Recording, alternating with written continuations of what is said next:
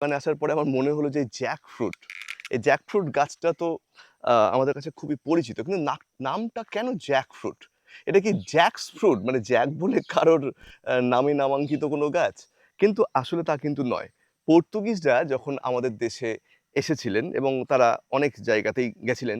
আমরা জানি যে আ ভারতবর্ষের বিভিন্ন এলাকাতে সবচেয়ে বেশি অবশ্য রাজত্ব করেছিলেন ইংরেজরা। কিন্তু তারপরে ছিলেন ফ্রেঞ্চ, এমনকি ডাচ অথবা পর্তুগিজরা। তো পর্তুগিজরা মালয়ালম ভাষা মানে কেরালার যে ভাষা সেই ভাষাতে তারা এই ফলটার নাম ছিল চাক্কা, CHAKKA। তো চাক্কা থেকে এরা উচ্চারণ করতে পারতেন না পর্তুগিজরা, তারা বলতেন জাকা। এবং সেখান থেকেই এই বড়সড় ফল গাছ যারা যখন দেখলেন তখন তারা ওই চাকা উচ্চারণ করতে না পেরে সেখান থেকে জাকা এবং সেখান থেকে জাকা ফ্রুট এবং সেখান থেকে আজকের জ্যাকফ্রুট।